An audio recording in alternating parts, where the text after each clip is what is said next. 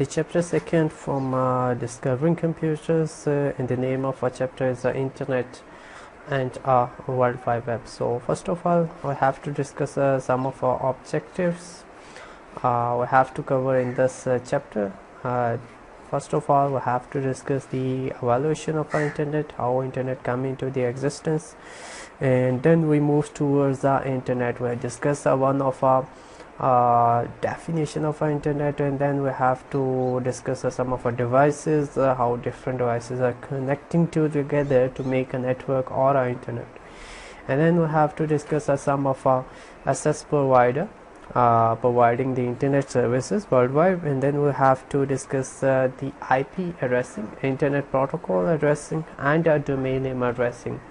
We have to differentiate these tools, and the World Wide Web I have to discuss it also, and also discussing the some of a component of a World Wide Web. We have different types of a website available. We have different types of animations available, graphics available, so we have to deal these things also. And we also discuss e-commerce and some of our voice over IP protocol, and FTP file transfer protocol, and the HTTP protocol. We have to discuss these type of things in this chapter.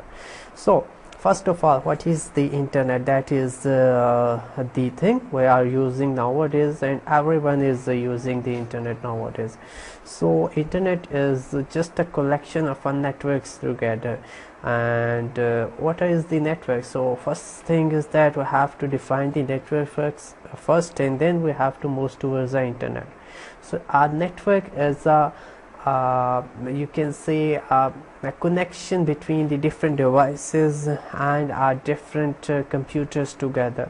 So that makes a network, and that is a limited area network according to the geographical configuration. But if you move towards the internet, so if you combine the different networks together, so that becomes one of internet. For example, if one company is working and creating a one network, they wants to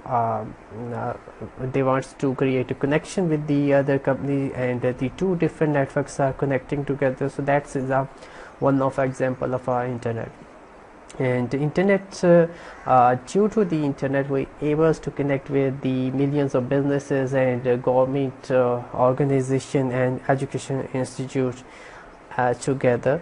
And individually we also use the internet at homes, at schools, at everywhere. So that is the internet. It's just a collection of networks together. So before moving towards the internet, we have to discuss one of our idea how internet come into the world. So the first internet come into the world is called ARPANET, and it's discovered in September 1969. And behind this internet, the ARPANET, the scientists have two different goals. The first thing is that the scientists at a different physical location wants to share the information, and they wants to share the informations together. So that is the reason they created the one of our first networks to connect the different department of our organization. And the second purpose is that if a function of a network is going to be disturbed or down due to any disaster reason, so there's still a leverage behind it. There's still a backup link is available to connect the different networks together. So that is the two main purpose behind the internet and behind this organization, the ARPANET. And it's Advanced Research Project Agency Network, and it's a US department. Basically it's a US Defense Department, and established in 1960s, and the initial purpose is to join the two different networks together and sharing the information resources. And the second purpose we discussed earlier, if any of a network is going to be disturbed or due to any disaster reason or anything else, so there is still a backups network is available for connectivities, and the initial connection for the ARPANET, they prefer the existing telephone line, because it's existing network deployed already, so there is no need of deploying a new network for this type of ARPANET. So they use the existing network, which is one of your telephone lines, and they connect to different organization, different departments together, and that is the first network come into the world. So that is the one of our flow of evolution of our internet. In 1969, ARPANET became functional, and up to 1984, ARPA has more than 1,000 individual computers which are working together. And after, in 1986, another organization come, which is called National Science Foundation. They want to connect this network with the ARPANET. So they making this type of structure, that one organization, which is a NSF, is communicating with the ARPANET. So two different networks are connecting together. So that becomes a first internet. That is our first internet come into this world. And after that, in 1985, this is one of our organization for our research purposes. They terminate the connection because the ARPANET is working on some other facts. It's a military organization, and NSF is one of our research organizations, so they terminate the connection with the ARPANET.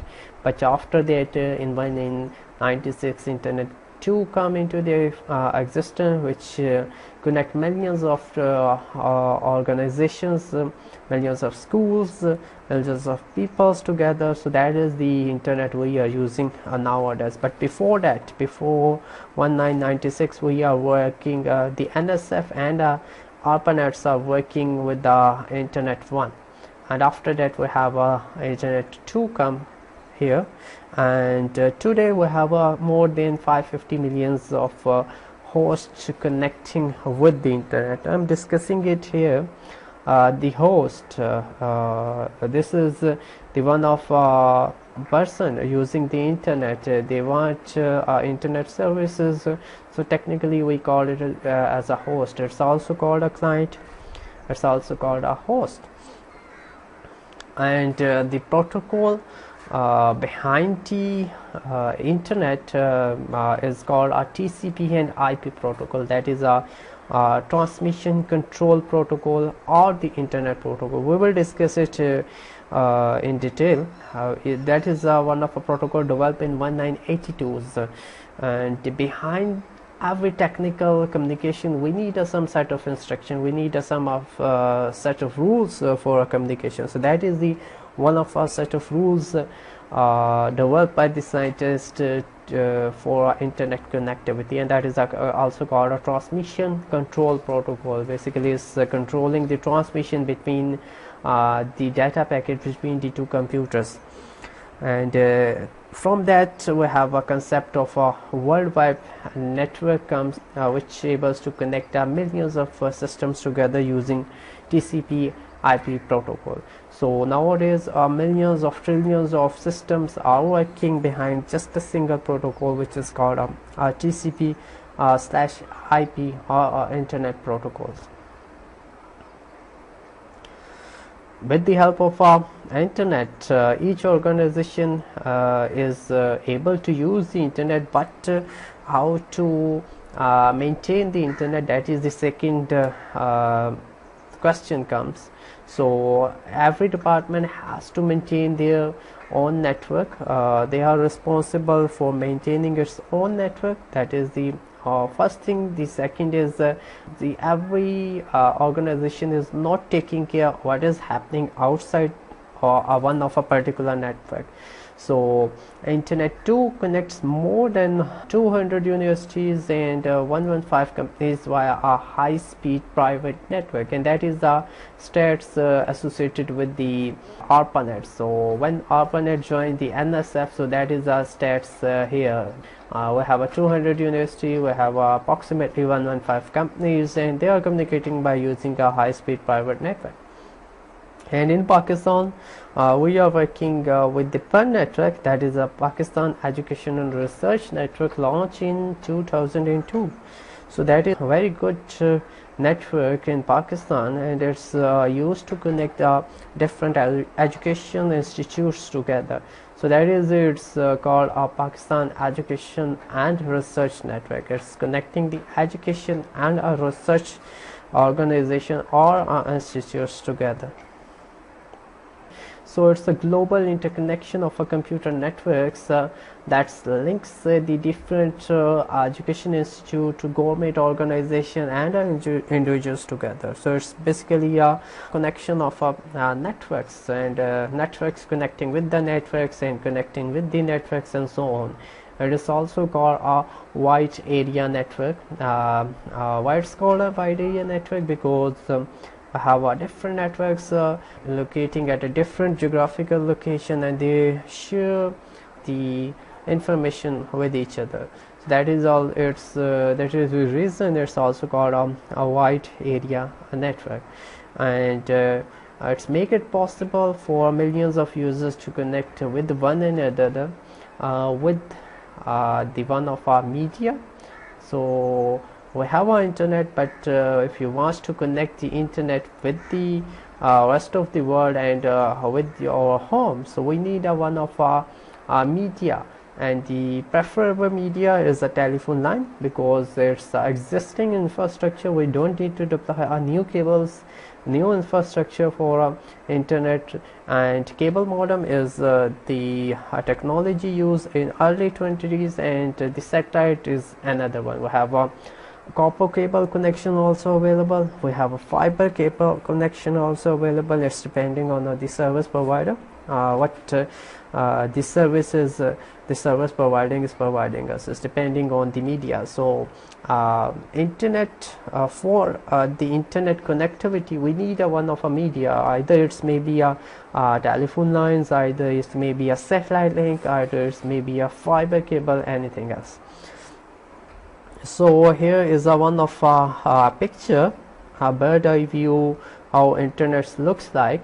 We have one of a backbone available in the middle of this picture, and this backbone is connecting with the original network. This may be the if I take one of example of Pakistan, so it's the backbone fiber cable coming from the sea inside the Pakistan, and all the regional network, for example Punjab is here, Sindh is here, Balochistan, KPK are treating as a regional network. So they connect with the one of a backbone, and then we have a local network, so joining the share with the regional network. So inside the Punjab we have a different cities available. We have a Lahore, we have a Gujarat. So different cities are connecting with the provinces, and all the provinces are connecting with the one of a backbone of a Pakistan, and we as a user are connecting with the local network. So that is one of our way of assessing the backbone internet. And inside these regional and local network, we have a different service provider. We are using the services of a different service provider depending on the criteria. In some of our regions fiber is suitable, in some of our regions satellite services is suitable, and in most of the cases in hilly areas we prefer our wireless services because it's very difficult to deploy the wired infrastructure in hilly areas. But if we come towards the cities, we prefer a wired network because we have a very straight routes available, so it's easier to deploy a wired network. Okay, internet is looks like this type of a picture. Some millions of stars in a galaxy, and each star with the millions of dots available. So that is a one of a picture of a true image of internet look like this type of a mesh type structure. So internet is totally a mesh. Now question comes, so who is controlling the internet? Basically no one is controlling the internet.